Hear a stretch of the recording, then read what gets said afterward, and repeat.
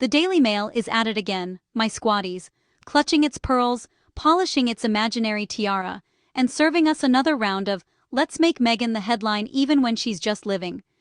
This time, it's over a birthday party. Kris Jenner's 70th birthday party to be exact.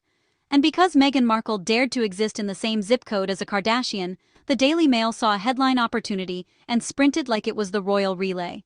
Now, according to their latest exclusive, Kris Jenner snubbed Meghan Markle on Instagram because Meghan and Harry didn't make it into Kris's photo dump from her 007-themed birthday bash.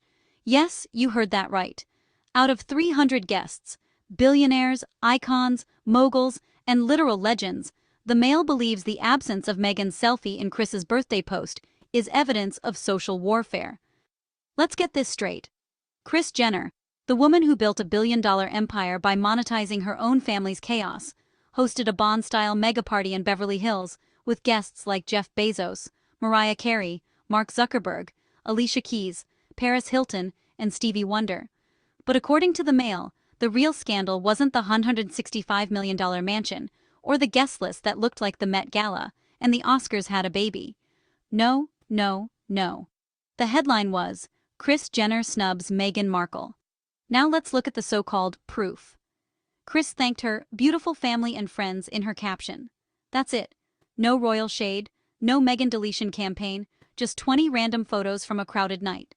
But to the Daily Mail, that's not omission.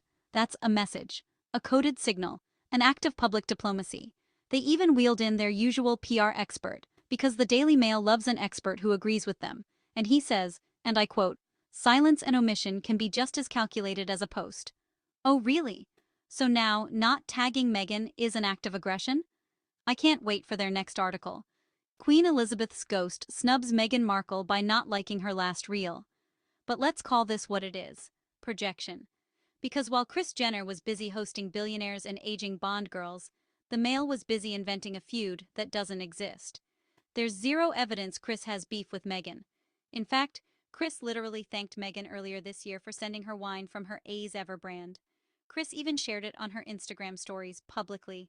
That's the opposite of a snub. That's a shout-out. This is how the British tabloid playbook works.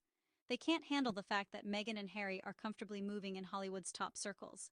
Not as sideshows, not as outcasts, but as peers. So they rewrite every moment to fit their tired old fairy tale. Hollywood rejects the Sussexes. Never mind that the Sussexes were photographed entering Jeff Bezos' $165 million estate in Beverly Hills, while the Mail's editor was probably microwaving soup at the office. And then comes the best part: the Daily Mail's body language experts. Oh, they're back! Apparently Meghan's smile wasn't just a smile. It was a coy ritual of non-performance that implies rabid press interest. Translation: she smiled and didn't fall down, and that confused them.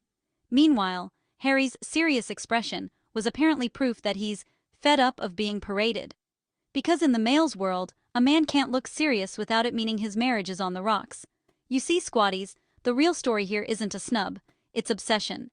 Meghan shows up anywhere and suddenly, the Daily Mail behaves like she walked in wearing a crown and carrying an NDA. They turn every minor detail into an exclusive, every blink into body language analysis, and every social media post into a conspiracy theory. But what they fail to mention is that Kris Jenner's party was about her. It wasn't about who got tagged. It wasn't about optics. It wasn't about brand consciousness. It was a woman celebrating 70 years with her friends and family. Meghan and Harry were invited. They attended. They mingled. They weren't hiding in the kitchen or photobombing Oprah. They were just there, comfortably, confidently, belonging. And that, my squatties, is what really rattles the tabloids. The Sussexes no longer fit the narrative of outsiders. They're insiders, not because they crave fame, but because they've earned respect. Their name carries weight beyond palace walls. They don't need validation from Instagram posts. They get invitations to the world's biggest tables. So no, Kris Jenner didn't snub Meghan Markle. The only people snubbing reality are the editors who think women are defined by who tags them online. The real snub is the way the British press keeps trying to turn Meghan's normal life into a headline buffet of nonsense. Let's call it what it is. Meghan and Harry are thriving, and that triggers the media more than any royal scandal ever could. Because the Sussexes are living proof that you can walk away from an institution built on control and still stand tall among the world's most powerful, without bowing, without begging, and without needing to be seen to matter. So the next time the Mail tries to tell you someone snubbed Meghan, remember this: the only people feeling left out are the ones who weren't on that guest list.